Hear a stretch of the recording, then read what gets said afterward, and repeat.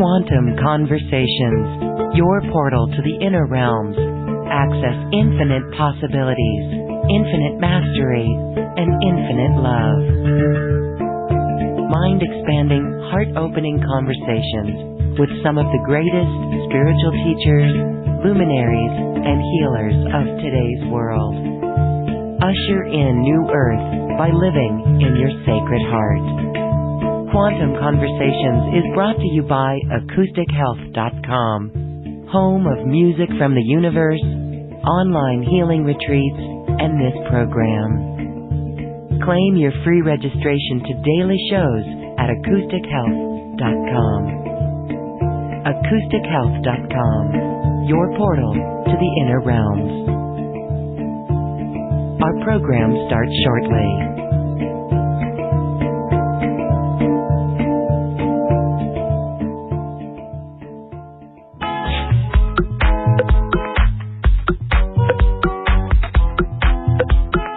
Welcome to another Quantum Conversation, brought to you by acoustichealth.com. I'm Loren Gailey, and I invite you to sit back as we enter the quantum realm, that space of the greater part of you. It is your connection to infinite possibilities, infinite potential, and infinite mastery. And we are talking about the connection between ETs, extraterrestrials, and dormant DNA. My guest today is here to also talk about our star families, the starseed codes, and our galactic community.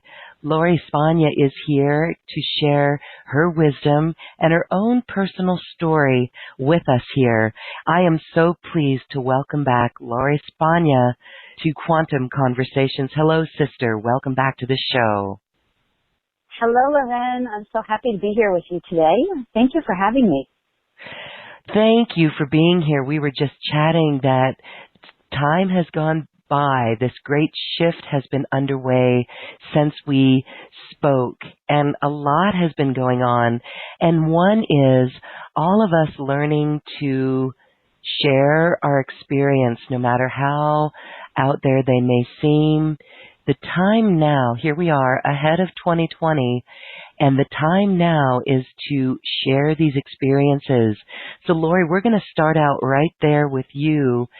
And I'm going to have you talk about your abductee experience with ETs. That's a fascinating story.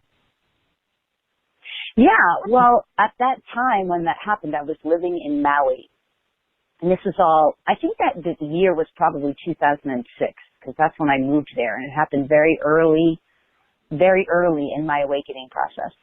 And I lived on a golf course, and everything back then in Maui would kind of close at 9 o'clock at night. So I would be up late at night, and I would meditate on the golf course at night on my porch. And I remember at that time seeing this, it looked like a star moving in a very circular motion. But it was not it was a light shift. It was not a star. And it wasn't a satellite. And it was responding. The fascinating thing was it was responding to my thoughts. So I was like asking it, are you a ship? I was so innocent and naive at that time in terms of all the 2012 shift. And at that point, I was just, a dog trainer, animal communicator, a healer, like I was doing Reiki, but I hadn't woken up yet to the whole ascension, to the shift, to that part of my work. I was already in the esoteric. So I just started asking, but I wasn't even asking thinking I would get a response. It was my own thoughts. Anyway, it didn't take long for them to start responding to my thoughts, because I was asking, like, if that's real, can you just move for me, drop down, go left? And it was responding. So I was in a state of amazing shock and amazement, like amazeballs. And at that time, I just remember asking very naively, what can I do to be of service? And how can I serve? Like my belief system at that time was they were here to help us. So from that place, I was teletransported, plasma-like teletransportation onto the ship. I had free movement within the whole experience on the ship. I was somehow activated. Like, I was in a room, and there was like those sort of beds that you hear about that look like, to me it felt like what you get a massage on, a massage table. And I was on that bed. That's where I was teletransported. And there were all different beings around. A lot of them looked recognizable to me, even though I couldn't necessarily tell you who they were. But they felt recognizable. And anyway, I got all activated. It was an activation. And after that, because I was on there for a while, I'll say a few more things. Do you want to hear a few more things about it? Yes, absolutely. No, we love it. Okay. We're hip with it. Yes. All right. So I was there for quite a while. I remember feeling like very dozy, like I didn't really know entirely what was going on. I didn't get it. And so I remember at one point, like, walking through the ship, and doors, sort of like Star Trek, they would just open for me as soon as I stood in front of them.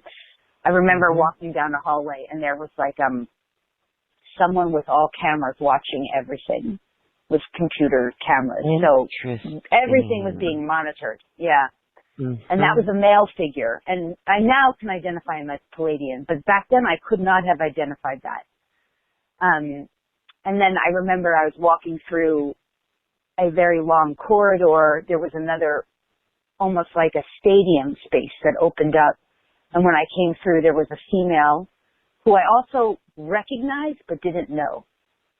And I asked her, what is this? And she said, this is where all of our children are. This is where we bring all of our children.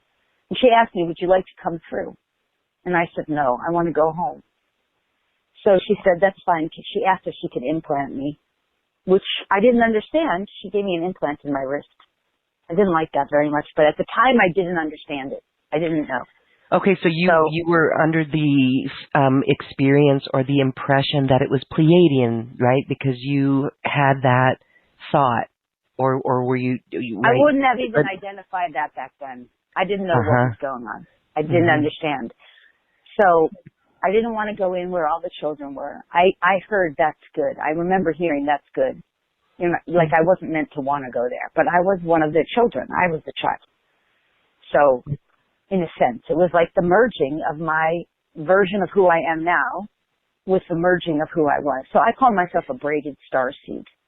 Okay, so you were once a child on that ship? Well, of that lineage. Of that lineage, okay. Right. Mm-hmm. So what happened through that experience was the integration of my future version me, star self, with the human version of me that had all that life experience on planet Earth up until that time as a regular human. And the seed was just the integration of the two. So I call myself a braided star seed because I was seeded here from birth to have that moment in time to remember who I was and reclaim the future star version of me at the right time. And so just to finish that story, what happened was I didn't have any of that knowing in that moment. I didn't understand any of that in that moment. But I do remember afterwards saying, no, I want to go home. Like I identified as human. I understood that that was a good thing, that I wanted to go home. So home to me was Earth. In other words, whatever they did in that moment, they knew that that was the validation that they had done it right. I wasn't identifying as the star person. I wasn't meant to in that moment. I was meant to continue to identify as a human version. So I walked through the corridor again. I stood in front of this sort of elevator looking like doors. And I said, I want to go home. The doors opened. I was immediately teletransported back into my home on the porch. Actually, it was at this side, inside my house, actually. And I remember being like, what the F? Like, what just happened? I didn't know. And that's how it was for a long time. I kept asking, what happened? What happened? What was that? And I kept hearing, you'll know when the time comes. You'll know when the time comes. And I was told that over and over again. But very soon after that was when I started doing DNA activations. Nobody ever taught me. I didn't really ever hear. I just started doing it on myself, like intuitively, like I'm supposed to activate this dormant DNA. And I didn't even know what I was doing. It wasn't learned, but I just started doing it. See, I and find then that I so started inviting fascinating. friends. Yes. Yeah. Then I started Okay. inviting friends, like, okay, let's do this together. Like, I don't really know. Tell me how it is for you. And they were getting it. And that's Yes. where it launched from. Yeah. Ooh, okay, so we're going to talk all about the star codes and this DNA activation because we are all going through it, whether people are aware of it or not, but our consciousness and the awareness of that, through our consciousness, we can steer it and activate it even more. And really, as long as everyone's hearts are open, that's where the activation comes from. We're going to talk more about that. I want to go back to that experience. So you were out under the stars in Maui on the golf course, on your porch, and do you feel that it was a physical teleportation, or was it your consciousness going into the ship? No, it was physical, but not physical the way we experience it. It was physical, what I would call a plasma-like state. Okay, so like in a trance, or maybe you were bilocating? Well, I wouldn't even, yes, definitely bilocating, but it was plasma. So you understand, most of these, I know you know this, most of these beings exist in different dimensions of reality, extradimensional, and those dimensions are not as dense. They're not as physical as ours is. So the physical experience in those realities is more, we could call it crystalline, but certainly plasma-like. So what is plasma? What is that? It's like a kind of a gooey, sort of physical, light, crystalline, effervescent, but at the same time heavier than effervescent, but includes that. It's like plasma-like. So it was real. It was not a dream. I wasn't dreaming. I was awake and aware, but the entire experience was so bizarrely, strangely altered because it was never anything I had experienced, anything like that before. So the best way I can describe it is like a plasma kind of gooey. And you know, it's funny, a couple of months ago, I remember, I don't know if it was months ago or, I don't know, I was, when it was, but anyway, I was looking at something on YouTube about, I think it was Bigfoot. Because I'm in Minnesota here right now. I'm literally in the town of Bigfoot, where they call it that. Yes, and the beautiful Sasquatch. Yes. And I was doing some research on it, and there were some videos on ETs of how some of the ships left behind like this plasma-like gooey stuff. And I thought, isn't that fascinating? I never learned that until I just saw that in that video, but that is kind of what it was like. Yes, okay, so I've talked with others, Judy Beebe, she actually met Valiant Thor from Venus when she was a child, and she recalled seeing she calls it angel dust. Oh, yeah, right. It's like a plasma. And that's crystalline, right. Yeah. Interesting. Yeah. It really is. Okay, and this is what we talk about with disclosure. It's the disclosure of this information. And Lori, even 10 years ago when you and I met, we were not talking about this, right? It was like, and so now more and more people are sharing these experiences. I find it really fascinating. And so what was, and the super fascinating thing is that here you just started doing something. It was like this knowingness. It was like some gifts were revealed, and you took the step to unravel that gift, and you just began doing it. So was that experience for you to work with this DNA with humanity? Well, let me say, because it was all new, it wasn't something I was learning in a book. It's not like I could go out and start talking about it right away. It's like a lot of people who are waking up on their journey, wherever we are, whoever we're around, those people who we're around in that environment and community where we're around, typically, if you're getting something this radical and this new, they're not attuned to it. They're a version of who you were, not a version of who you're becoming. So I didn't have it, and I was in Maui. I didn't have anyone to talk to about it anyway, really, except the few local people that I would practice healing circles with and stuff. So it wasn't like I was about to start teaching that stuff initially. And even in the years that followed, as I started unpacking it and learning it in a more professional way, like when I say professional, in a way with mastering my own expertise on it, I wasn't talking about it for a while anyhow because it took more time to really make sense of it. Plus, even when I started doing DNA activations in the early years, and this is fascinating too, because I have recordings of me doing DNA activations 12 years back, 10 years, at least 10, 11 years ago. Back then, when I started doing them, they were much more generic. It was like, okay, let's activate this dormant DNA. What codons are ready to be activated? But they weren't identified. It wasn't until I got into way deeper into it many years later where I started to be able to identify very specific codes that I now call sacred key codes.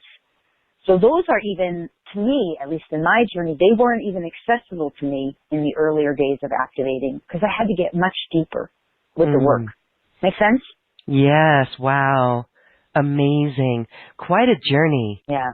I just honor you for listening to the heart and knowing what you know and trusting that, Lori. That's the key right there. And well, thank you. Not having any fear, right? Not having any fear, just knowing it and sharing it. That's what we talk about with all light workers now. It's really time to share, right? So that's cool. I love it. Thank you. Yeah, no, I did have fear on the way though, but I just was moving through it. I mean, I think we all have fear on the way. Like there were times, even in the earliest, I'll never forget some of the earliest activations I did with strangers who I didn't know when I started doing, I started off with, I would call them manifestation and healing circles. We would do DNA activations. Initially, I was afraid to offer them. And what my guidance was saying is, no, you're meant to offer this. Give this to these people. Let them say yes or no if they want it. Explain it exactly how we're explaining it. So I was translating what I was getting. And that's still what I do. I translate what I get from the non-physical realm. I explain it as clearly as I can, what it is, what I understand it to be, and what these people are going to get if they say yes. And animals too, by the way. We do this for animals. I do it for animals too. But I always have called myself a translator, and this is what I love doing the most. This is what I've always loved, is accessing information and energy from the non-physical realm that's completely unknown, from the unknown realm, and translating it for our reality, which is the known realm. Everything in our reality we know. It's already known. I mean, you as an individual might not know it, but it's known. If it's here, it's known. What I'm doing is accessing the unknown and bringing it into the known as a translator. That's what I love. And that's why these codes are so valuable. This is why it's so important, because this is unknown information, previously unknown to us in terms of linear time anyway, and previously inaccessible to us. Because we have to get to certain frequencies of consciousness to even access this information and energy. So by my translating it, I'm helping people to elevate into these frequencies and therefore awaken it within them, and then it becomes known to them too. This is how we expand consciousness. Yes. Yes. Okay. And so witnessing how that translates in each of our lives is a fun journey too. We're going to take some callers' questions, some questions coming in. Can you, I know you work with individuals on this, and you've got lots of recordings that people can work with. In our program today, will you have a moment to share an activation for the group? Oh yeah, we can absolutely do that. And we can do it based on the group requests and, what comes up for the group. And the other thing too, I definitely love doing calls. I just want to say, because some of these codes, let's talk a little bit about the DNA. And I know that this community is very well versed in the DNA, right? This is a very progressed community. But just for understanding, our first two strands are the records of our ancestors. And the markers on the first two strands are always records of what ancestors either played with joyfully, in other words, in alignment with the divine, even if it wasn't identified as that. In other words, if you've got a marker for beauty and you believe yourself to be a beautiful woman, regardless of what anyone else thinks, or if you just internally feel beautiful and your physical representation is beautiful, you've got a marker for beautiful genetics, let's just say, whoever defines beauty is, right? That's just an example. That means your ancestors already identified beauty, and that marker is aligned with the divine. You are a beautiful being. Your ancestors knew it. You took on that inner knowing. You exhibited it in your physical reality, and your perspective is aligned with the divine. Okay, great. If you've got a marker in your first 2 DNA for something that's out of alignment, the first 2 strands with the divine, out of alignment, that marker will indicate some form of dis-ease. So we already know that, right? And every marker in the first 2 strands is simply a marker where your ancestors didn't claim the gifts of that entire alignment with the divine. So let's say, for example, diabetes is a marker in the first 2 strands. The ancestors did not claim joy, sweetness of life, the enjoyment, the sweetness of living. And that marker is there for you, whoever you are, to claim those gifts. But you don't just claim them through the intellect. No. To clear it from the DNA, we have to embody all of the consciousness of the divine associated with that marker, so that then it can be cleared and resolved. And then the marker completely gets removed from the DNA. Of course, maybe science might not validate that, but it's true. Right? Yes. So that's the first 2 strands of DNA. Now the other 10 strands, which have been, we know, identified as dormant, which now we know are not dormant. Of course, that was 2012. Credible science, started identifying, it's not dormant. Why in 2012 did credible science start identifying that it's not dormant? Because starseeds were activating DNA for years prior to 2012. And by the time enough energetic became in the known realm, science was ready to say, science was able to validate it. But that's the work that starseeds, we were doing behind the scenes for years, right? That's brilliant. Okay. Now, and we know there's more than 12 strands. Of course, we all know that here.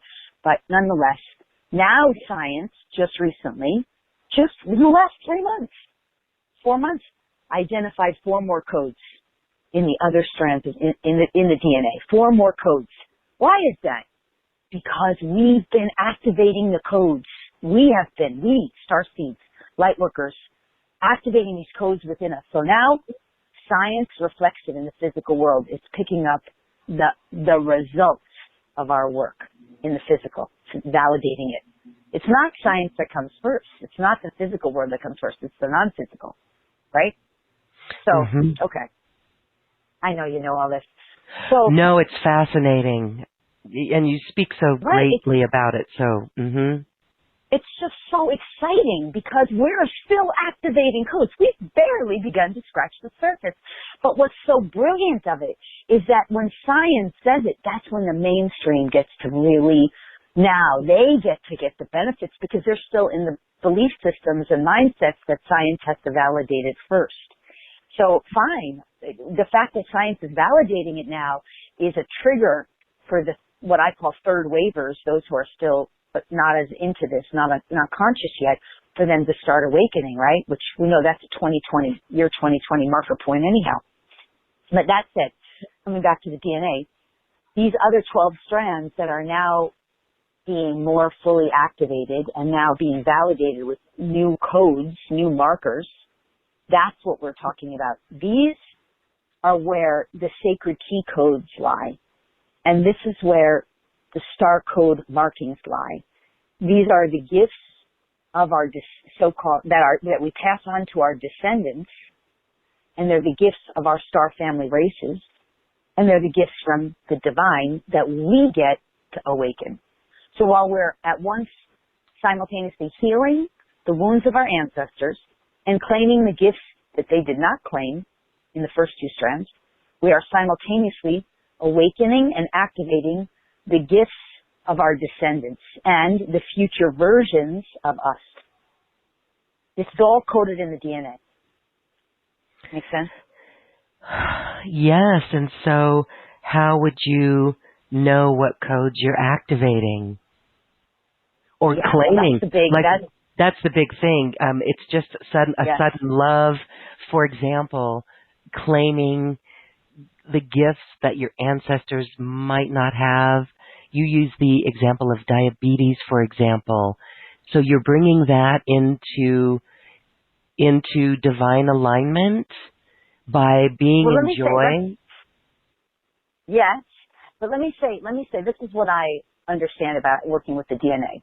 Mm-hmm. There's codes and markers in the DNA, and a great example is just, everybody has the code for blonde hair, but not everybody has that code turned on, that marker, right? Everybody has a code for blue eyes, but some people have the one for blue eyes turned on, some people have the one for brown eyes. But we're still just talking about the first two strands. When you get beyond the first two strands, what you start dealing with is, okay, one of the most basic ones that we do, it's so basic, is the original divine blueprint, which is also known as the Adam-Kadmon body. Right now, the collective of humanity has this blueprint. Every human has it, and every animal has it. And this original divine blueprint, which that's a really basic, easy one, it does not include illness, sickness, disease, or aging.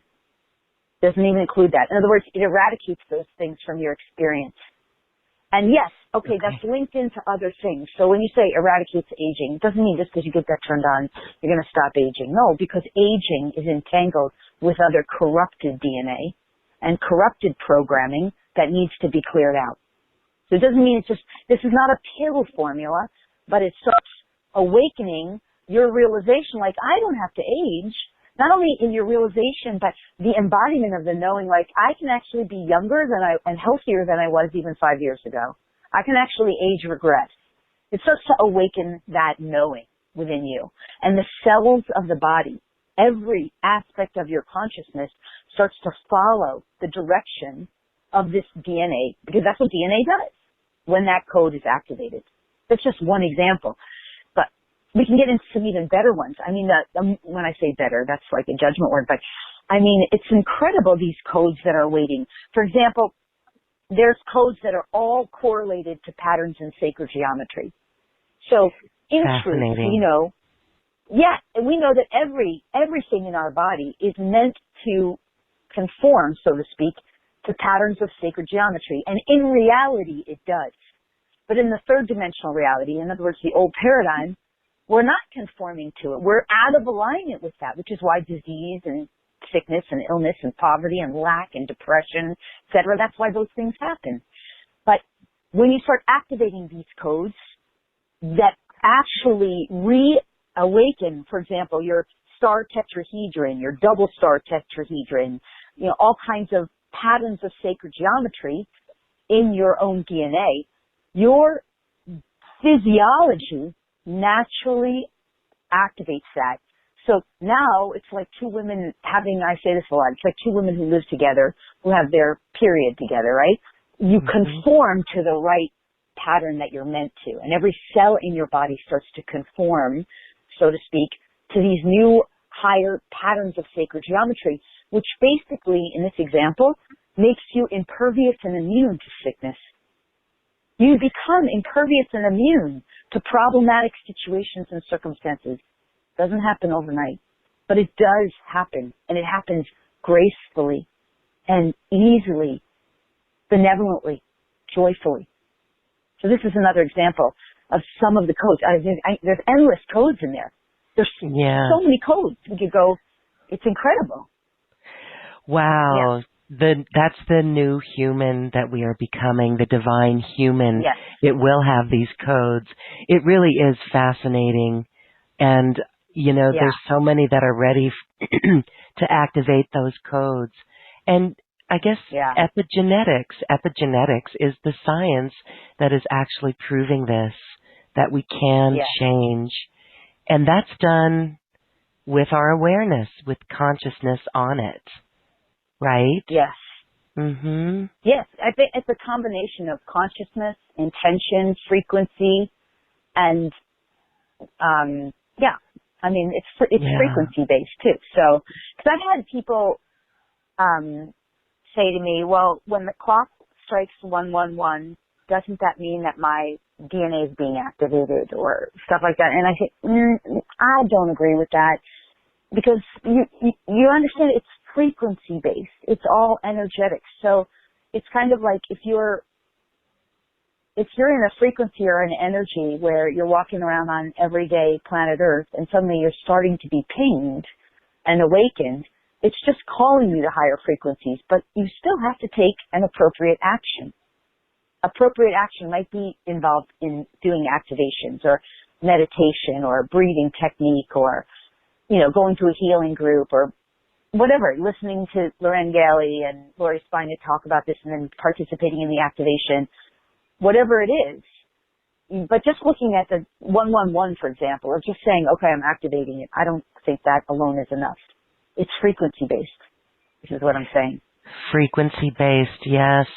And as we know, everything is frequency, and New Earth is frequency. And so, this 3D old paradigm where some could still be grinding out the last vestiges of fear, which I know, here we are in 2019, and as we prepare for 2020, it's amazing because there are still fears that come up, and we're so finally ready to be done with that. But the frequency of those higher vibrations really comes back to love. And, we've heard as well, even heart coherence, for example, and the researchers with heart coherence are doing, finding this new information on DNA as well, that in this open, loving heart is a frequency, right? And so we even know from Dave Hawkins' work about the frequencies, right? And so, love or above, those higher frequencies of love actually radiate out to the world. So that's very interesting, Lori. I think it's amazing. And again, to have your ET experience and have that, it's almost like they were activating that within you. You were being activated. Yes, for sure. Mm-hmm. For sure, because this is one of the things that's really interesting is when codes get activated in me, I always do them before, like I do, and this is part of what we'll talk about when we get to the package, but I do sacred key code activations, right? And codes will get activated, and I'm working with them, and I'm translating them, I'm making sense of them, and what they're good for, how they're going to help us, how they serve humanity in our evolution, how they serve our ascension. And as I'm translating them and making sense of them, I'm coming into the realization, of course they were there all along, but not all codes can be activated all at once. There's just no way. We couldn't handle that. We can't handle it. We have to integrate. So we activate, we integrate, we make sense. We suddenly, and not so suddenly, realize how we're different, how we're evolving, and then it's like, okay, now I can share them. Now I can give them. And for me, that was such a huge part of my induction experience, was that it could all be activated within me enough to do a domino or trigger kind of effect, a domino effect in me, that the right codes would be activated at the right time for me to then integrate, work with, make sense of, and share them. And then that would be another trigger effect for me, which would then lead me to the next codes that I was ready to access. This is what I've been doing, So, good work, girl. Go for it. That's awesome. All right, so let's talk a little bit more about, because these codes are even on a cellular level, and this is what's going on for everyone, whether they know it or not. This is what we call the Great Awakening. Talk about these cellular codes. Well, first, let's say this. I think there are shadow codes and shadow implants, and implants, some of them are negative alien. We can call them the word negative alien. Old programming, corrupted programming, inorganic and unnatural to our true original divine blueprint. Those need to be cleared. I want to talk a little bit about them because they are sometimes will keep us stuck in what I call looping patterns where we kind of keep Yes. having the same experience over and over again. We can't seem to get out no matter what we do. It's because some faulty, corrupted programming is running in there that needs to be cleared out. And now, with where we are now energetically and in consciousness, it's so easy to clear that stuff out. So I want to talk about that a little bit, but the other thing then is all these beautiful codes that are awakening. So a lot of people don't realize that every human and every animal has certain codes within us that are as unique to us as our own thumbprint.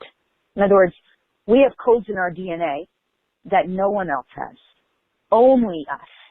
And those are unique and original to every individualized being, which is, that part is so incredible and so beautiful, because that's where you start uncovering the gifts that are yours that nobody else has. And it's a paradox, because on the one level, everything is available to everyone. But on another level, there's certain codes within you that are so uniquely yours, just like your thumbprint, and they're what make you start to realize you're so divine and unique, the original individual expression of Creator God, divine source within a body. And this brilliance, as it awakens from within you, makes you, to me, what it does for you is it eliminates all of those old things like jealousy, competition, greed, even though that was all cleared out in the first place anyway. It wasn't even there. It's just, well, you just become a unique expression of who you are. Embracing, you're so divine, your divinity, that's coded in you. You fall in love with yourself, and it doesn't at all feel egocentric or arrogant. It's just more like the greatness of who you are. Your greatness, your fabulousness, that's so unique to you. You know, that's in there too. So, okay. So, but I'm sorry. So let me just say a couple things about the corrupted DNA though, that has to be cleared, because and I think this is what's the remnants of that looping stuff and those field-based patterns that we're talking about. Yeah. Okay. And so let's talk too, if you want to explain, you know, there's dormant DNA. Some call it junk DNA. It's not junk. It's multidimensional, right?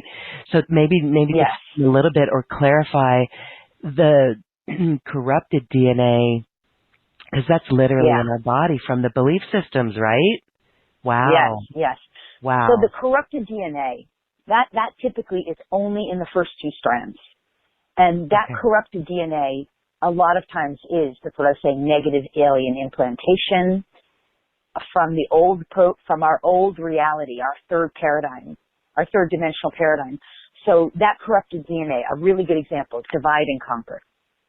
And you see it playing out, Republican, Democrat, my team, your team, whites, blacks, women, men. You know, that's just divide and conquer. My team, your team. You know, Cardinals, Knicks, or I don't even know if I'm saying teams here. But that's divide and conquer programming. And whenever people go into disagreement, debate, that programming is running in the DNA.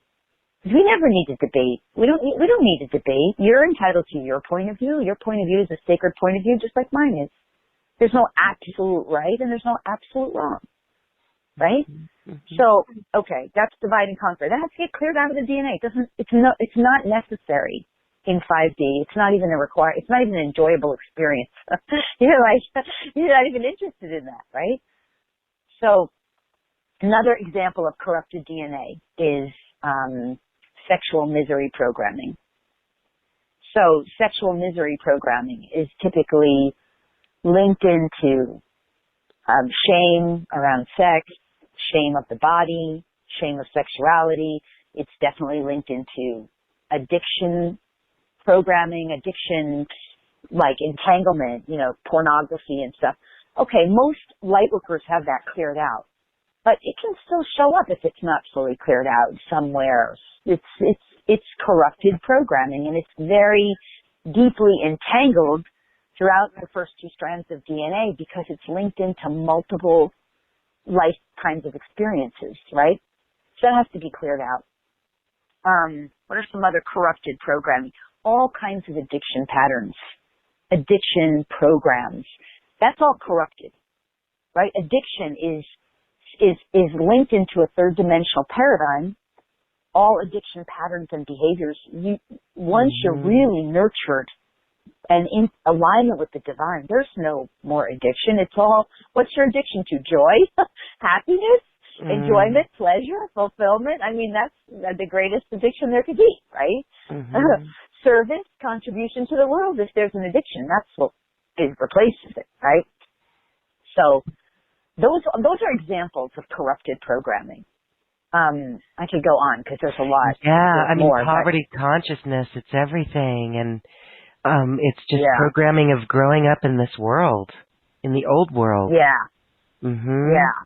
Poverty consciousness, which is also extremely linked into, programs and belief systems, et cetera, associated with, not being good enough, not feeling good enough, self-worth, self-value. All of that needs to be reprogrammed because, again, we're essentially existing in a dream, or even if you call our physical reality, if you don't want to call it a dream, the physical reality that we've been existing in up until now, or up until we say 2012 as a marker point in linear time, that old paradigm was based in those frequencies.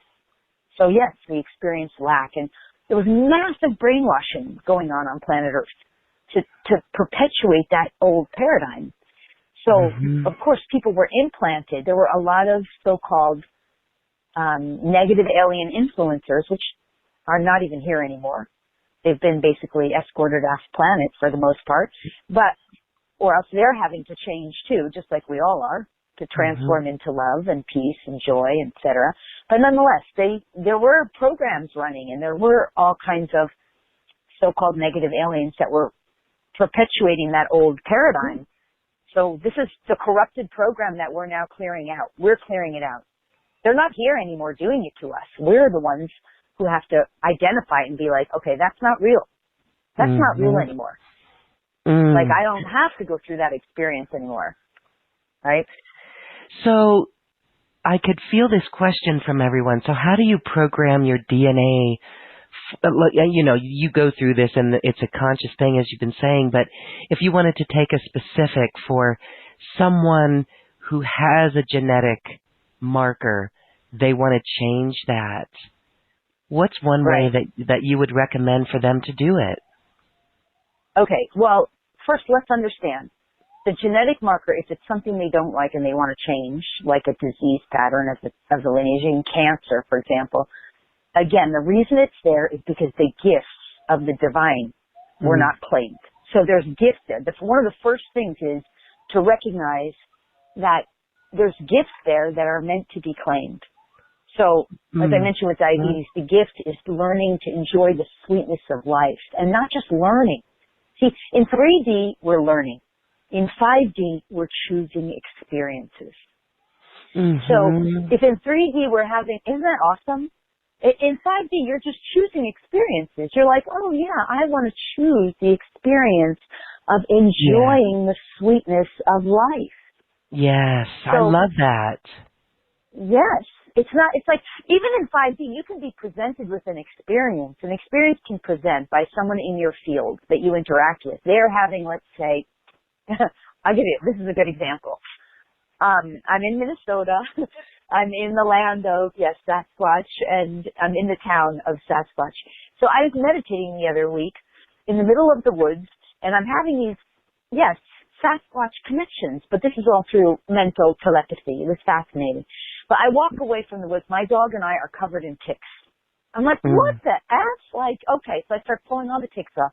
And I'm telling a friend about this on the phone that same night. And she's like, oh my God, aren't those dangerous? And I said, only the fear is dangerous. Right? So in the recognition, in that moment, I could have gone to the fear. I chose a different experience. No, I'm in my mastery enough. I know the energy of all is well. We're choosing health and well-being. We're choosing youth and vitality. And I've already done enough work to know that I'm impervious to that kind of stuff. I have a greater mission here.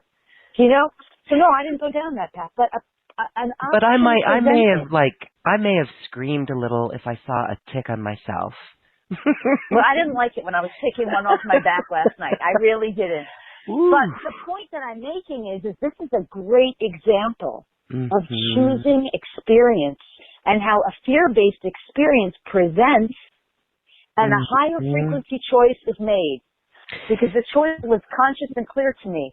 No, Yes. I'm vibing in health and well-being, joy. I'm choosing health and well-being for me and my dog. See, You we don't were even realize how we... Go Sorry. ahead. No, you're a master of your thoughts right there. And That's that's right. In that choice. moment, I'm just using that as a great example of how in 5D we choose experiences.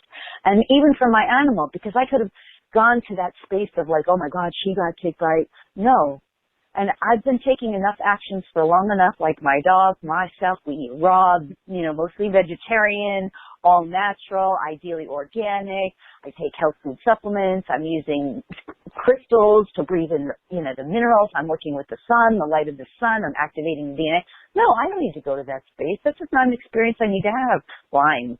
I don't need to have that experience. It's not even in my choice range. So, no, Beautiful. thank you. So, No, thank right, you. this is what I mean. Right. So, okay, so to go back to your question where you said, how would somebody go about clearing it? Understand, that experience is a result for me. The fact that I can make a conscious choice in that way, in that mastery, is a result of having activated DNA and cleared off those old markers. So the first thing when you have something that's presenting or has been in your lineage in the first two strands of something unresolved, that is a disease pattern in perhaps your DNA or in your lineage, right? Oh, you have diabetes in your ancestry, for example, is to recognize there's gifts there that my ancestors were not conscious of. And I must become conscious of those gifts. And conscious in this case is not just left brain learning. It is embodying the entire energetic frequencies of the range of those gifts. So to go back to diabetes as an example, or even cancer, those are two biggies, right?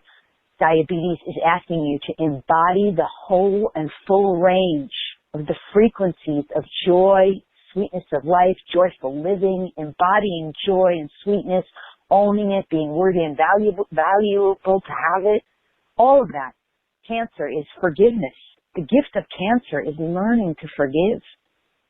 All right, you don't need to learn to forgive anymore. Let's just activate all of that energy in you. Let's just download it from divine source. Let's just awaken it within you. Let's just have you fully, wholly, and completely embody it on every level, all layers of your whole body and being, all your consciousness, so you never need to learn it again.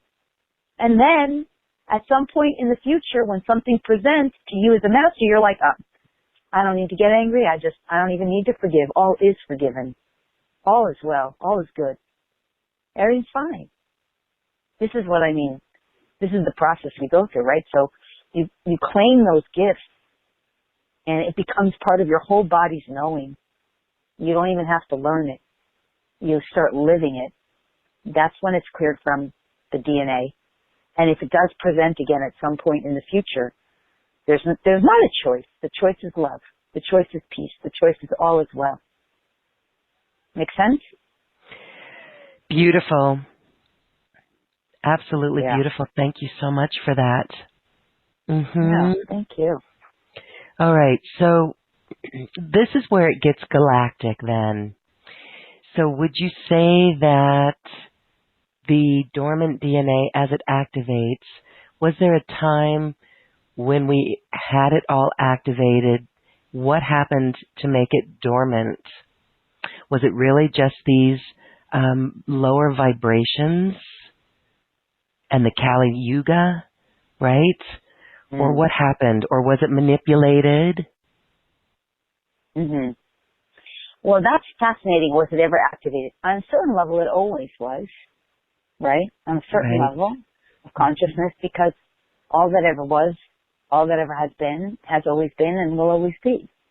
And we're just vibing into, because all that ever has existed and will exist has always existed. So from that state of consciousness, where we are now, it's always been this way. But why did it get so corrupted, or why did we go through that? I mean, that's like, we chose to expand consciousness by becoming unconscious. So in order to do that, we had to shut down our own selves. We had to deactivate our own selves. And then what we did was, this is how I see it anyway, we put certain keepers, gatekeepers in charge of making sure we were all shut down. We wouldn't use the word gatekeepers for them. We'd call them dark forces, dark agendas, old global elites maybe. But they are, in a sense, gatekeepers of their own, because they had to make sure the third dimensional reality was intact until 2012. That was their job, to make sure. Even 2000 was really their marker point. They were supposed to be done in 2000. But nonetheless. So they were their own gatekeepers. We participated in the game of unconsciousness. We had to shut ourselves down. We had to turn all this off. We had to allow unconsciousness to expand consciousness. Now, at the same time, we had to have certain gatekeepers who would hold the codes to make sure we remembered and reconnected it all and reawakened it. And that's the true gatekeeper, right? That's the light worker, starseed, members of the indigo family tribes. And we're all reuniting now in our glory, because we're ready to come online and be like, no, I know this is my real experience, and I can share it with this vibrancy now because I've lived it myself long enough to absolutely know that it is true. We're not believers. We're knowers.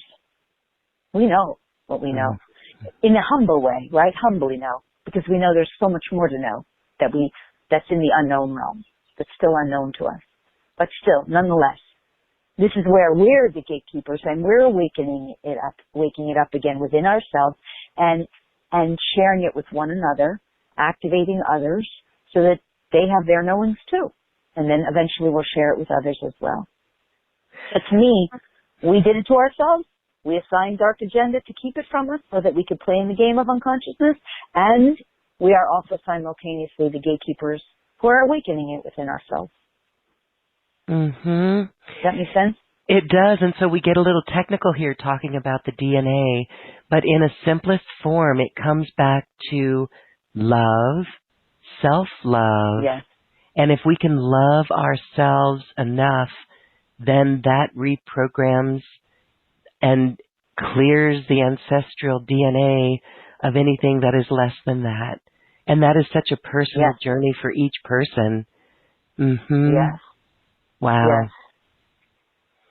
So then the star... And also, I mean, the other thing, we'll go to the star thing, but the other thing just to understand is that I really think that one of the most wonderful, joyful, and exciting things about the whole ascension process is that every person has very unique gifts. And I know I mentioned this before, but this is how we come together, because the whole point of unity. And it's so comforting for there's some who get very depressed because they do not feel worthy.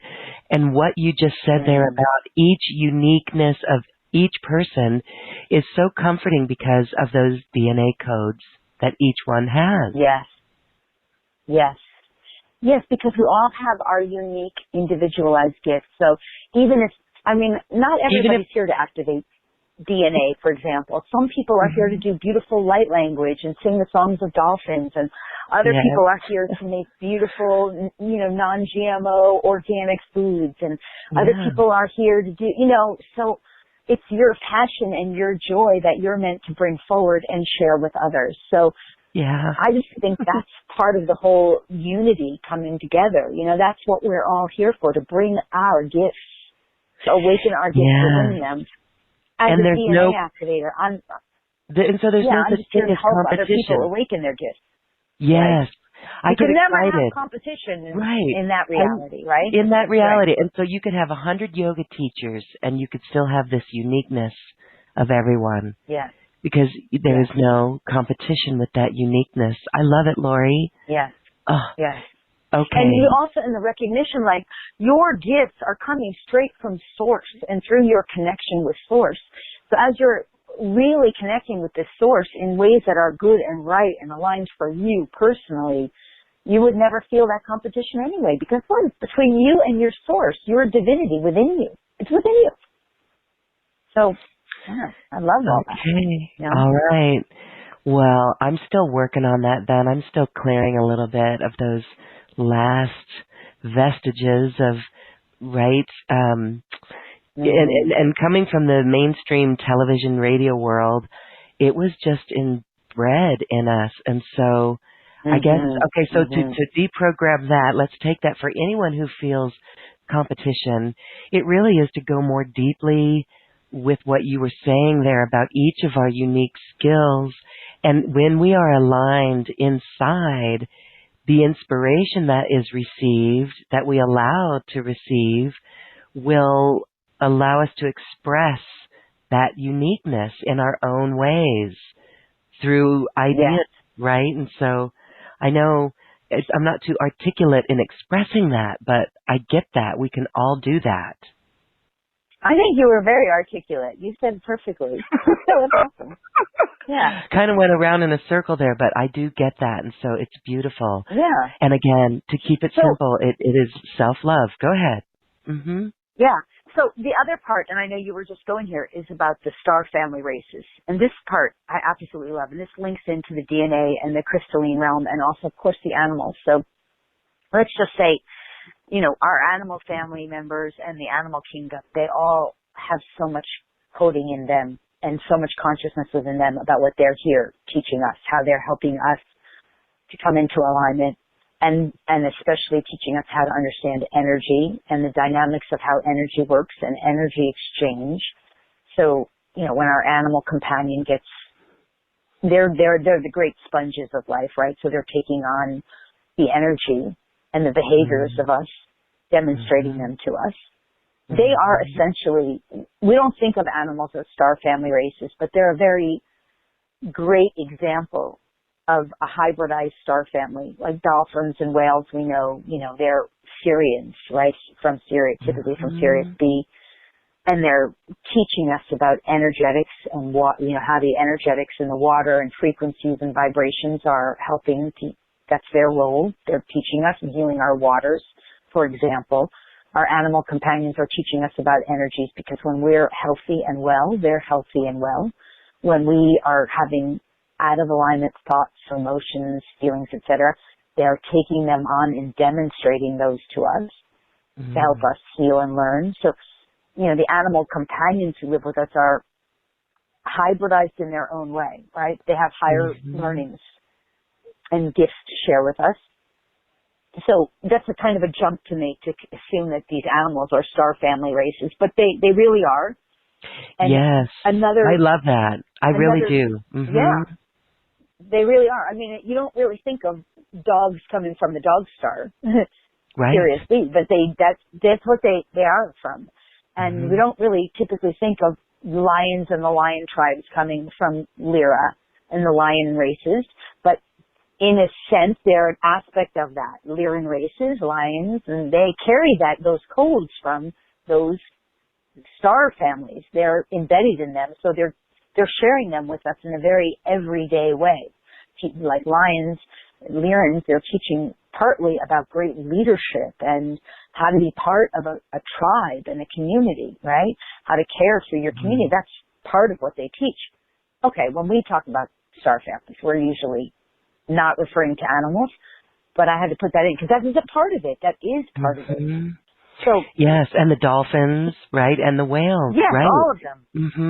Yes. But so then we also have our other star families, right? Our other star families that we talk about: Sirians, Pleiadians, Arcturians, Cassiopeians. I mean, there's many of them that we're starting to reunite with, and the codes, the gifts that those star family races, and those are versions of us, future generations of us.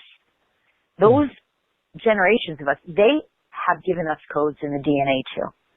So to the degree that we have enough vibrational resonance, in other words, we've activated enough of our DNA and we've come into resonance, a vibrational range that's compatible with them, we can activate more of the gifts that these star family races have embedded in our DNA. So I just got big chills on that one, Lori. I love it. So let's use another example. We know we have reptilian DNA in us. We know that. Those are star families. Reptilians are star families too. And we have reptilian codes. So good examples of reptilian codes that are programmed into our DNA, for example, is the sun will burn me. be careful of the sun. That's reptilian programming. It's not true. For the true human, the true divine human, we need the sun. There's codes in the DNA, for example, the codes of Solaris. Solaris has lots of codes, right? That helps us actually feed off the sun and clears out, we can clear out reptilian programming, for example, that I have to eat animals to survive. That's reptilian programming. To me, it's corrupted. Okay, someone might not think it's corrupted. If you're really reptilian, it's not corrupted. It's reptilian programming. I don't want to eat animals. I cleared that out. That's a choice I made in 5D. It's not bad, wrong, good, right. It's just my choice. But when you realize that that's reptilian programming that tells you have to eat animals or the sun will burn you, if you choose to, you can clear that. Because I don't want the sun to burn me. I want to drink in the sun. I've been practicing living a lot on breatharianism and sun gazing now a lot more since I cleared that programming out and activated the codes for the Solaris in me. That's one example. But other star family races that are way more benevolent, obviously, way more benevolent. All kinds of Pleiadian codes are in us for love and peace and how to operate peacefully and joyfully and lovingly. And there's all kinds of Syrian codes in us for all about how to use sacred geometry and how to be incredibly masterful in how we do things and how to work with templates and things that are so beyond our everyday knowing as regular humans in the third dimensional paradigm. So those codes are in us. In other words, the codes of our star family races are in the DNA too. And they have incredible gifts to share with us. It's just important to understand, if you're choosing a reptilian lifestyle, it's important to know that the sun can burn you. And you do need to eat animals. But if you're choosing a more Pleiadian-based, for example, lifestyle, then you will likely want to clear out some of those would seemingly be more undesirable to you to eat animals or to get burned by the sun. And you would want to activate more Pleiadian types of codes within you that are more love, peace, joy, enjoyment-based. And it's the same thing as, are you activating blue eyes or green eyes? Are you activating blonde hair or brown hair? It's the same thing. It's just choice in 5D about your kind of experience and the codes in you. Make sense? It does, and so that gives us a lot to think about. And there's even reports of people who had gray hair turn back to their natural color, and even straight hair turning curly. Like someone when they were children had curly hair, they grew up, their hair was straight, and then it went back to curly. So that's quite amazing. Okay, well, all right, a quick question before we get to the activations for the group. And I'm feeling that starseed activation of some sort is really appropriate for our group today. But I want to ask about the violet flame. We know that that's such a powerful tool. Can we use the violet flame to transmute those old corrupted DNA programs? Wow. Well, I suppose you probably could. The violet flame really transmutes just about anything that I know of density and shadow. And it'll transmute just about anything that's no longer serving you. I never used violet flame for clearing out DNA. I've never done it that way because the way that I'm trained and everything I do, I'm working with source on that. But I have used violet flame for many things. I love violet flame. So certainly you can, ask, practice it, see if it works. Use it for yourself and see, because the violet flame is a powerful tool and an effective tool and a beautiful tool. And obviously, some of the codes in our DNA, many of the codes are correspondent to different rays of light, right? Because we're converting our bodies to light bodies eventually in time. And some of those codes correspond to violet, the ranges of colors of the violet range. So especially once you've got those codes activated in you, I'm sure you'd be able to use the violet flame with even more mastery to do something I like love that it. essentially. Yes, I love that. Okay. Well, thanks for sharing on that. All right. Because I do love the violet flame. I use it all the time. I literally had paper fall off the shelf that I had printed out on the violet flame years ago. And one day it just fell out on the floor in front of me, and I've been using it ever since. Okay, wonderful, cool. All right, well, I want to also just say Kelly on our YouTube channel was saying it's very sad. 13 whales have washed up in the bay where she lives this year. And what's the cause? I know it really is sad. And what I always say to people is that that is a heart opening. So share the images of that on social media if it's out there. When we share that stuff, it's not to bring people into a despair of, oh, the negative, but it is actually to open the heart and bring in love more. Lori, do you want to talk about that real quick? Well, I do, but I hope it's okay what I say. This is from animals. What I got through from the collective of the animal kingdom, one of their main requests is to actually not share the bad things that are happening. Although if there's a reason for that and there's a good storyline to it that's helpful, let me say this in a clear way. Let me regroup. Please. That what animals are asking us to learn is that if we're, especially for light workers, and sensitives like us, empaths, sensitive, people whose hearts really are really open and we really do love and care, what they say is, when you look at painful stories, or you share painful stories, you people are so sensitive and it hurts you so much that the resonance of your pain is damaging to us because it perpetuates the pain. And if you share it with people who don't really care, they don't really care. They don't get it. That's their problem. Okay. They don't get it. So you're not actually helping by sharing painful stories. What they're asking for more and more is to share the positives because that really helps them. So for example, a few years ago, in Tonga, the country of Tonga, whales were given the rights of human citizens. They were legally given rights of citizens. I love it. I love it. Now That's great. That is information to share. You find a news story like that, and then you start posting it everywhere, and you start saying, this is what I want in my country. I want us to all treat whales as citizens, sentient beings. Now that lights you up, and that inspires others, and that brings light. Another great example is, look how many more, even Tyson chicken is starting to say, no hormones or antibiotics used in our chickens ever. Okay, maybe it's true, maybe it's not. I don't know, because it certainly wasn't true at some point. But isn't that awesome that Tyson chicken is now making that claim because they have learned that they have to do that. They must. Now start sharing that news. And that will inspire more and more people to start buying chickens that rather than chickens from terrible farms. And this is how we make the change, because we're inspiring humanity. And then you put a little note in there like, I will only, if it's a chicken eater, for example, I will only eat chickens that are free from hormones and free from genetics and who are treated humanely on humane farms. Same thing with cows. I've been communicating with cows for years. I mean, so many years.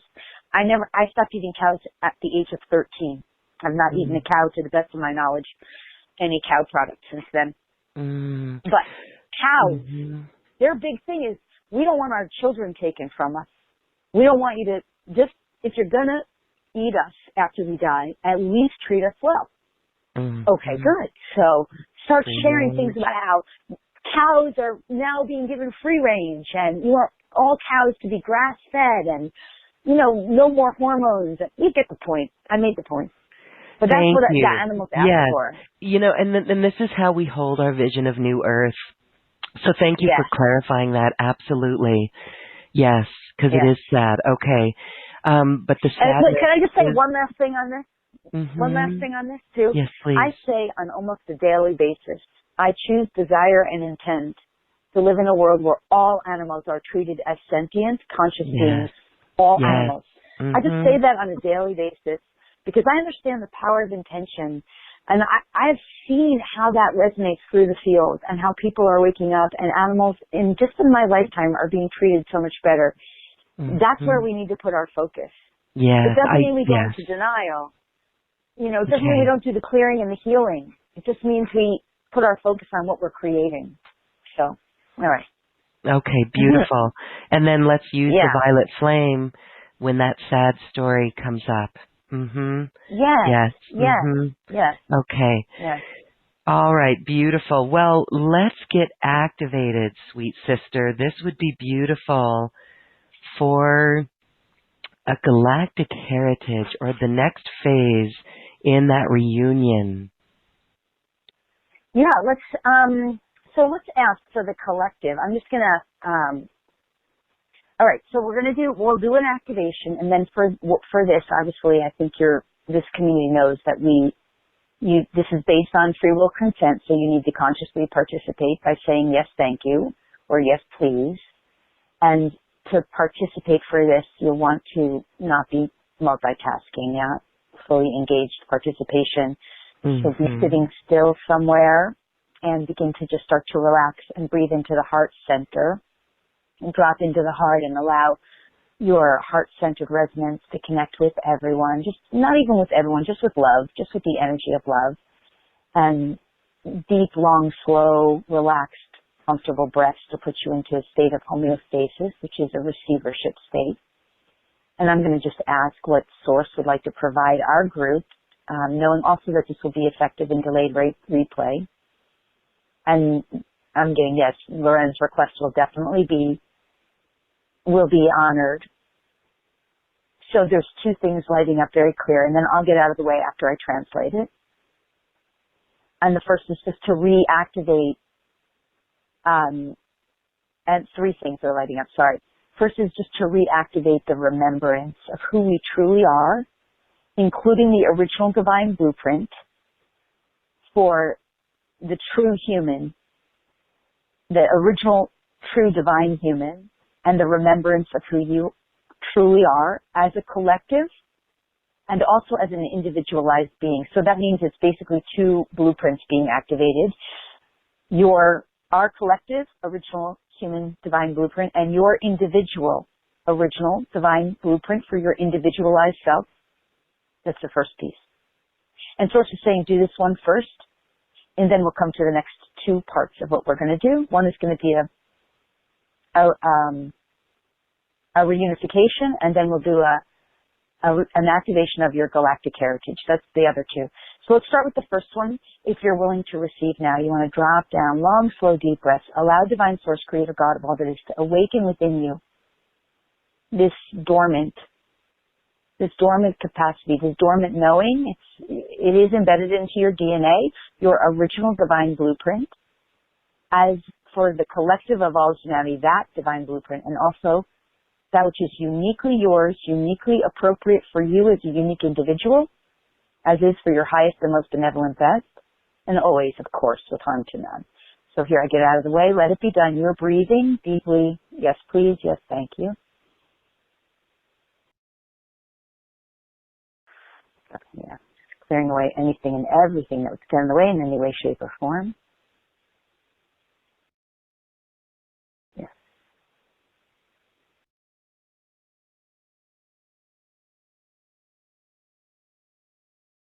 Okay, there's a little bumpy spots. We just need to move through it. That's okay. Just a little more. Yeah.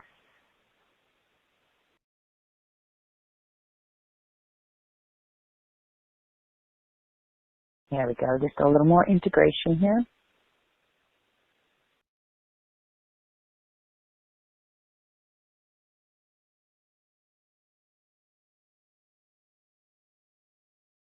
There we go. Nice. There it goes. Now it's traveling all the way down, smooth like butter now. Just a little more final, then we're done.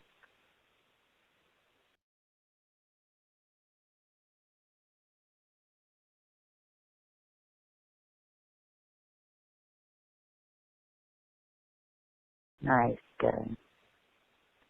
Okay. Okay. Good. Second piece coming in here now, and this is, which one was first?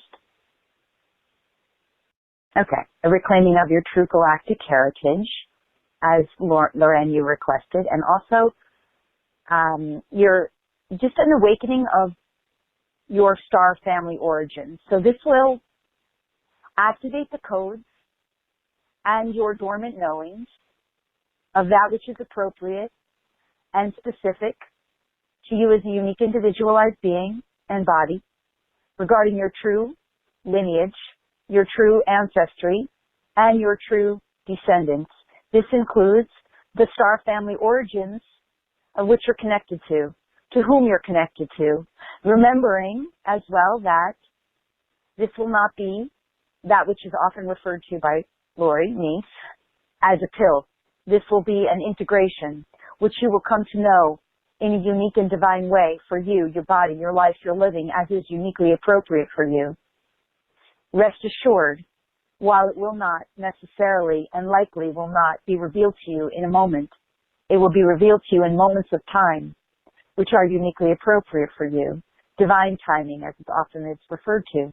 Divine timing, you will come to know who you truly are, who you have always been, who you are becoming, and who you are linked to regarding your true galactic origin, your true galactic nature, and your own star family lineage.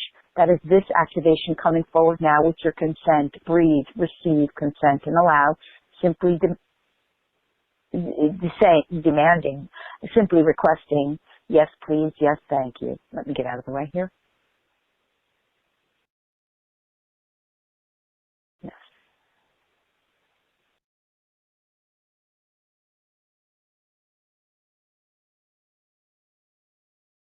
Nice.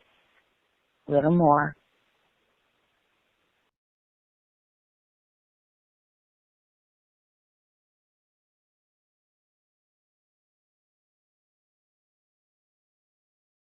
Nice. Just a little more for integration here.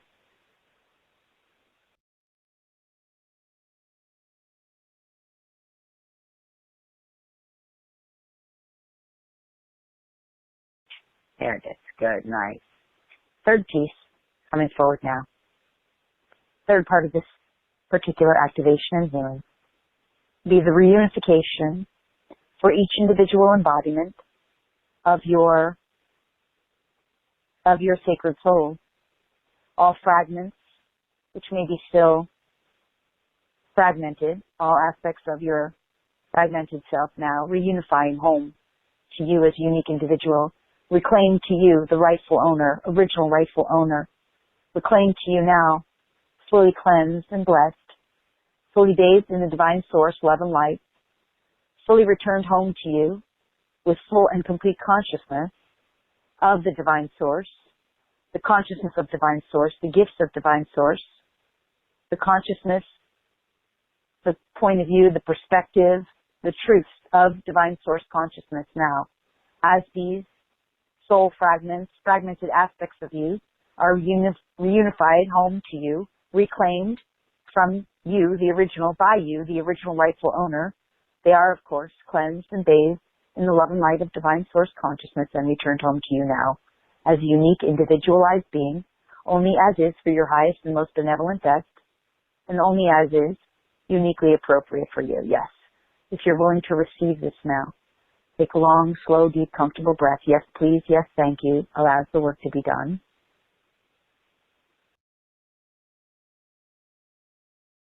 Yes.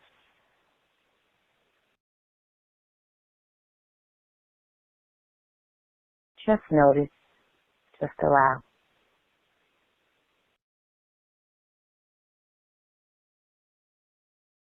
A few more moments here.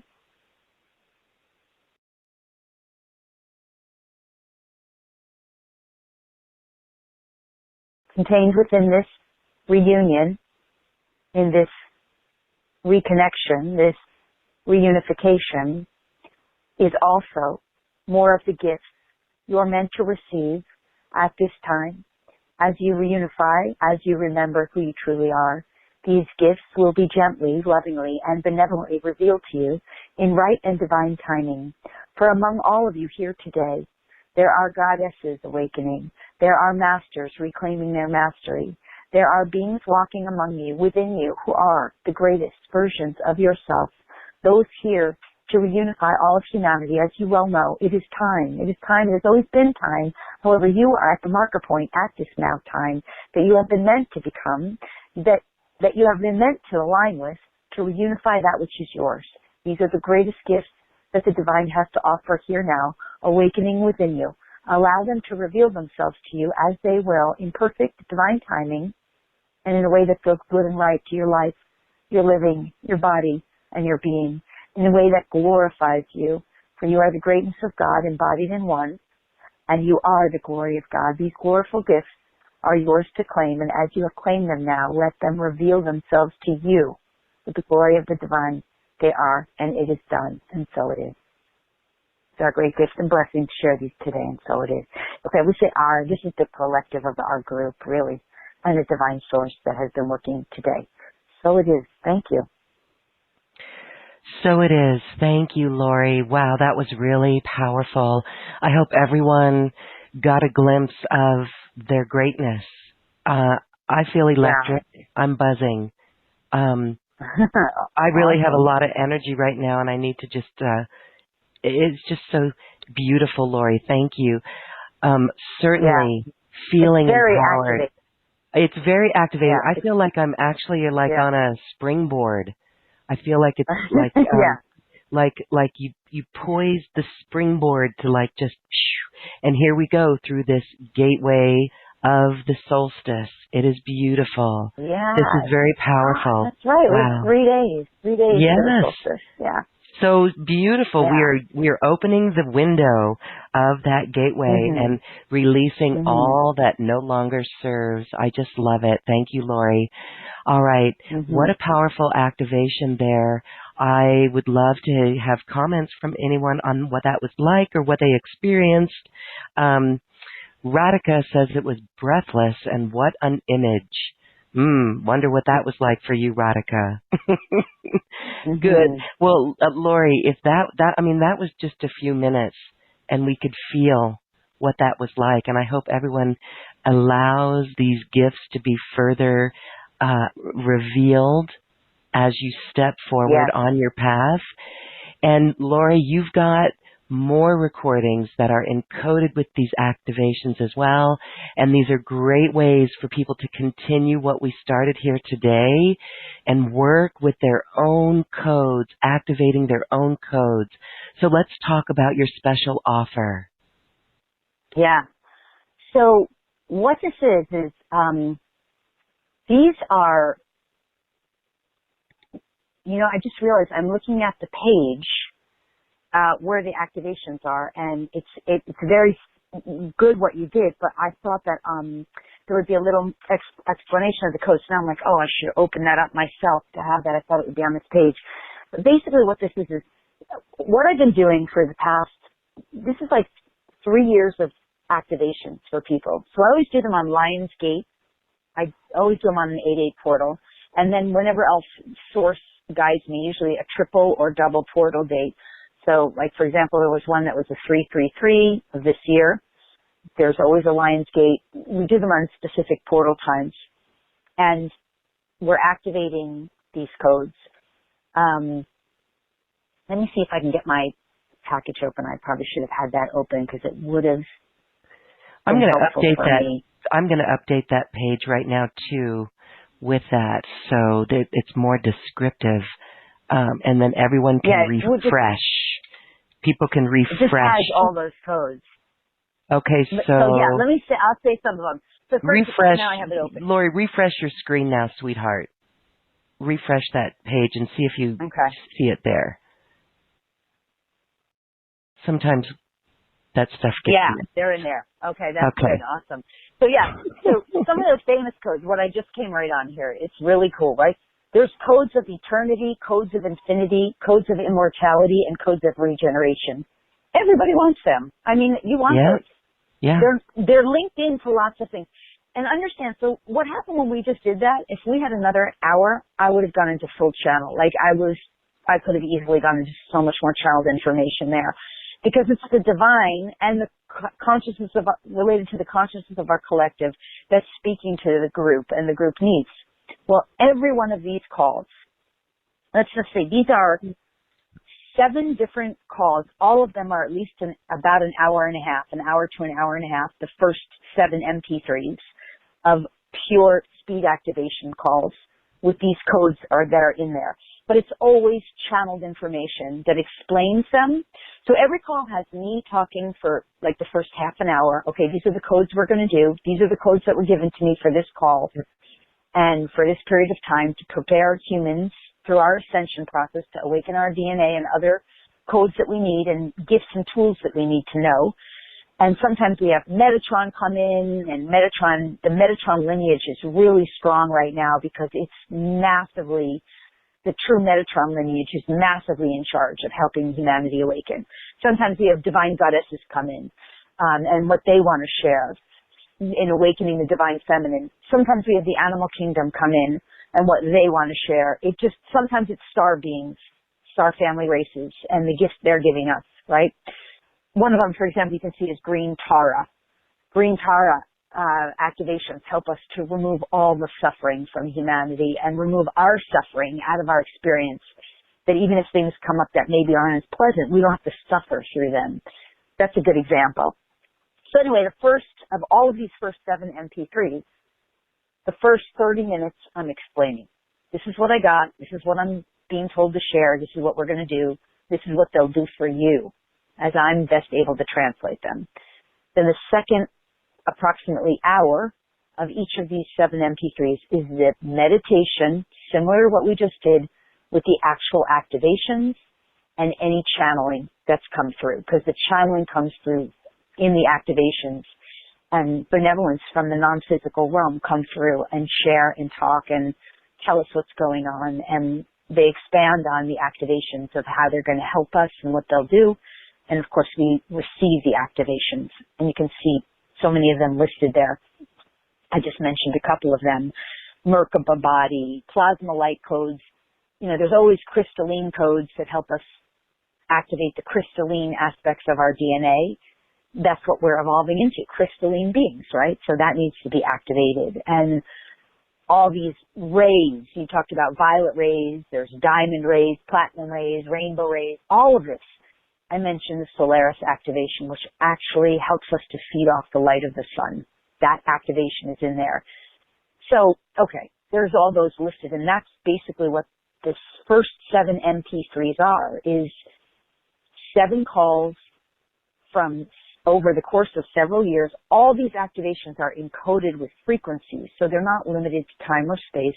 They're just as effective in replay, and you just literally, you hear it, and the frequencies and the energies come through to activate them within you. They're dormant within you, and you're basically a passive but active participant. You're breathing, you're listening, you're hearing what it is, and then you're giving your yes to allow it to be awakened within you, because it's based on free will. Okay, that's the first 7 calls, right? Each approximately an hour and a half. Then you have the extra bonuses. So the bonus of communicating with crystals, that is a 3-hour, is it 3 hours? Let me ask.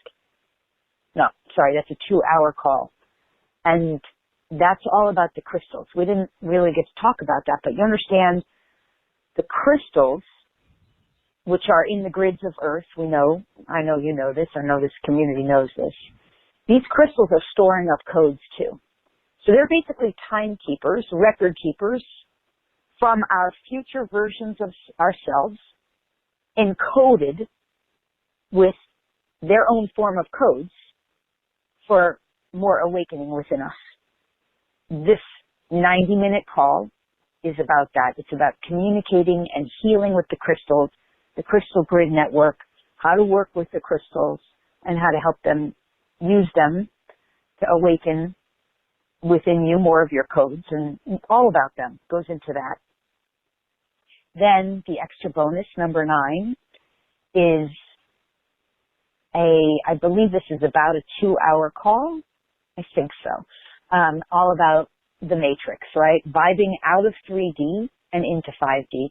It's a mastery call about understanding the most subtle aspects of energetic shifting, energetic vibration, because if 3D if 3D is an energy field that is basically vibrationally compatible with fear, right?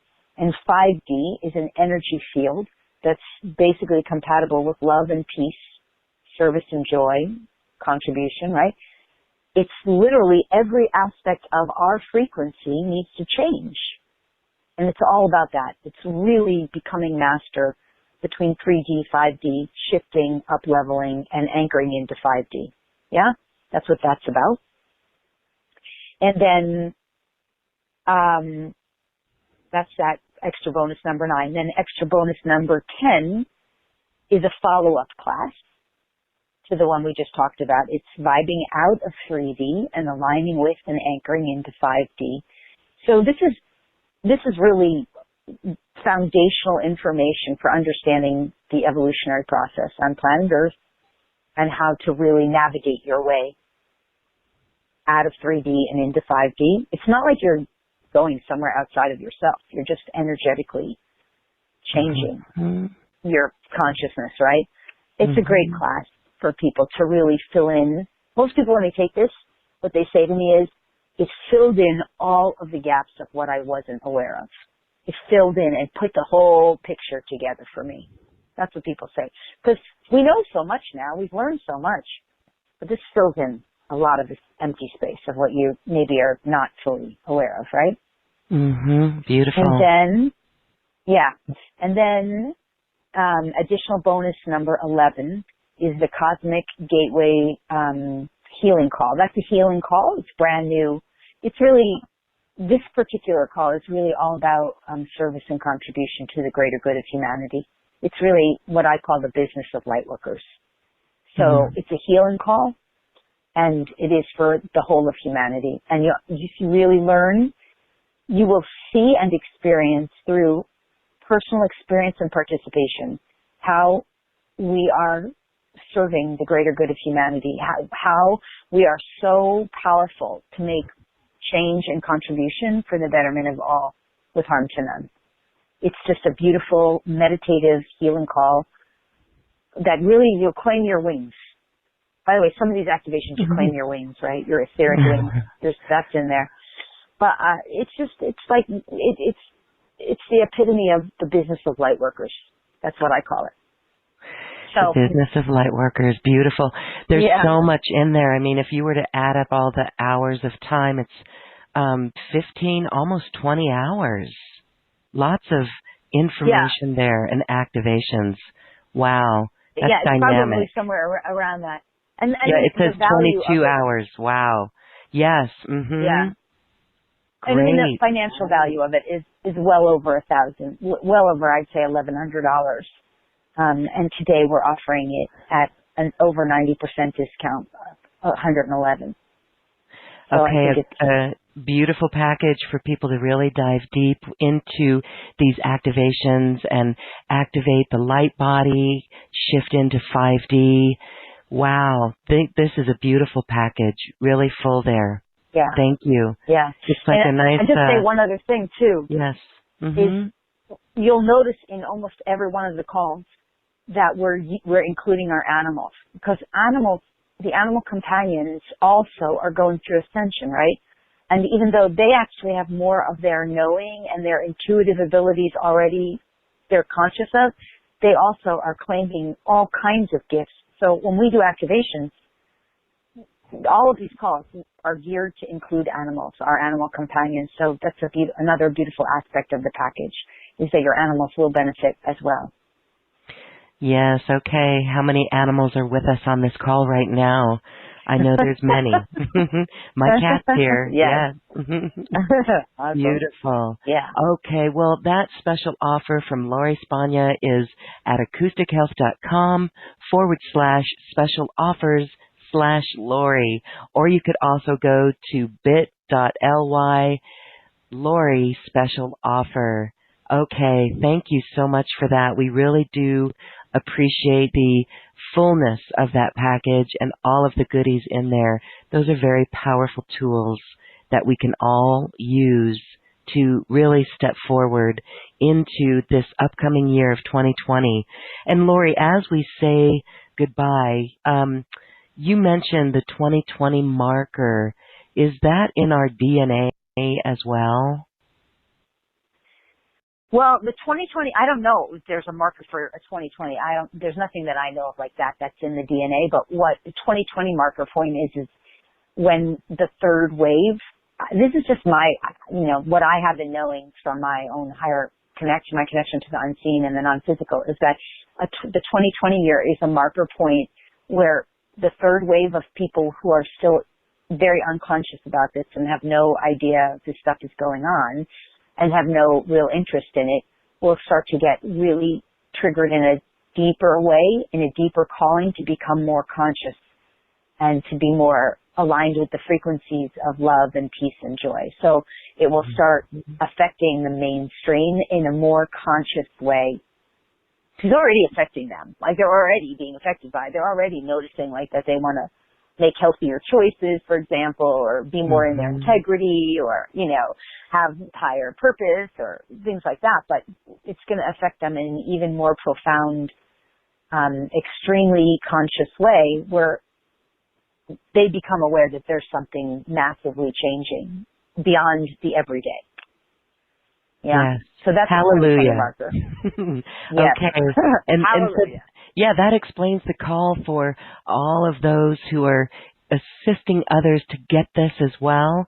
That's why we're each feeling this call, but it's really time, like game on more than ever, right? And to really step up and begin sharing and really assisting. It's beautiful. And we're seeing that, and we're seeing it because of joy. So I love it. Absolutely. And so one thing as we close, again, there's one last question. DNA tests. I did see this come over in the Q&A box. A couple of them did. You can, for $80, you can go get a DNA test. And when you do this work, it's very interesting because I'll share a quick story. Ramtha, channeled by Jay-Z Knight, she did a DNA test. And when she did it 2 times, when she was just herself, and then another time when Ramtha was channeling through her, and they were distinctly different DNA tests. Have you seen how DNA tests change when people do this work? I mean, because if there's like genetic markers, have you seen them disappear off those tests? Well, you know what? I have heard of a lot of stories like the one you just shared. And I've also heard of a lot of examples where children are starting to be tested, like families are testing their children who they know they have crystal children. But I don't know results of that yet. They're looking to see. My take on the DNA testing to me personally, and what I'm about to say is a little old because it's not really true for our future, but the DNA has all been categorized.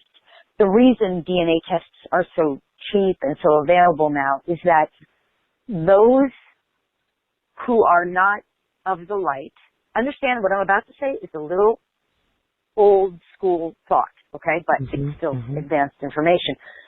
So they're wanting the DNA because they know that's where all the gifts are, but they're of an old school, darker agenda who don't know that they can do it in themselves. They don't understand it's within them.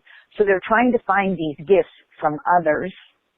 So this is why they're getting as much DNA and all that DNA ancestry. It's all being categorized and replicated and duplicated. And, there's been in other paradigms of reality, which we're reclaiming that, calling that home to us, right? Fragments. We did that even in today's call. But some of it's been used for cloning and other kinds of things. So I'm not like a fan of giving my DNA away in that way. Energetically, I'm sharing all the codes. There's nothing I'm not giving away. But on a physical level, with an old paradigm, I haven't been as much of a fan. But the reason I say that's old information because from an evolutionary point of view, that's not where we're going. Where we're going is look at your DNA, see what's in there. How many codons do you have turned on? What's activated? So from that perspective of sharing, go for it and see. Because, Jay-Z Knight, that's a great example. Light workers sharing DNA with consciousness to help awaken humanity. That's a whole other paradigm of reality. And that is true and real. And I get that that's an exciting area for us all to explore. So I'm just offering both viewpoints in a sense. And, you know, it's for your consideration. Happy activating, beloved ones. Yes. Right? Yeah, you know what you could do? Get the package. That's an awesome thing to do. Activate before. I mean, get a DNA test before.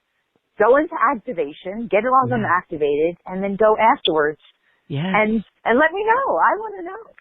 Yeah, and so that's actually going to exciting. be the proof. It is exciting because there are tools that will give us that proof for those who need it, and see how that just snowballs. It's wonderful.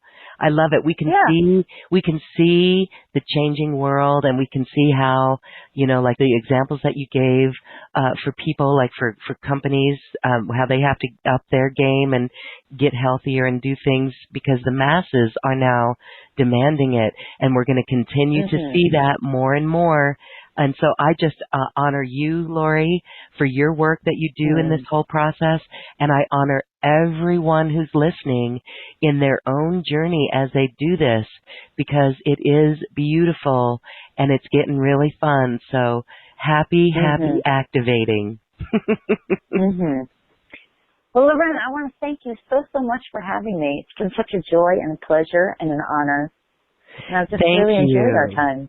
I did too, Lori. Thank you. Your work has really developed beautifully in the years since I first met you, and I just so honor that. So thank you, thank you, Lori. This has been a beautiful quantum conversation. Indeed, quantum.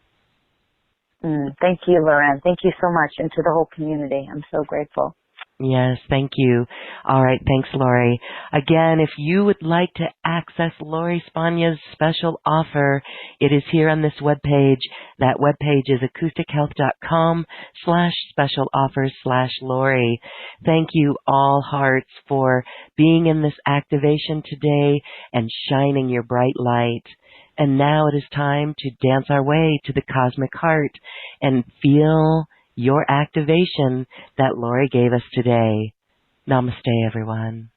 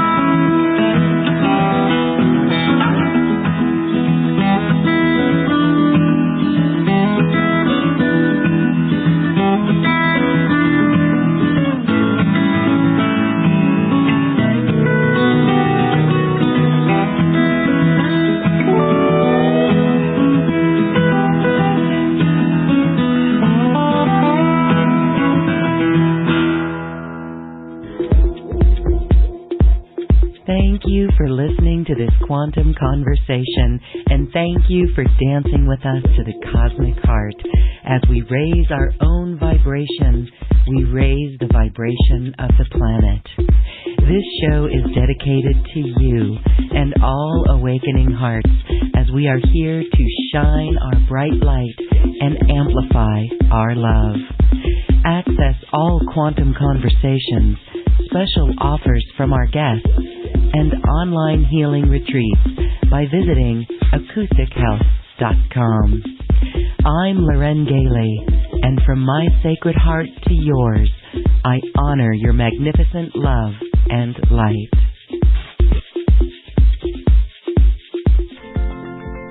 We leave you now with music from the universe. Music literally created by the universe, as musical notes were assigned to mathematical equations. The result is this beautiful music, available at acoustichealth.com. Namaste.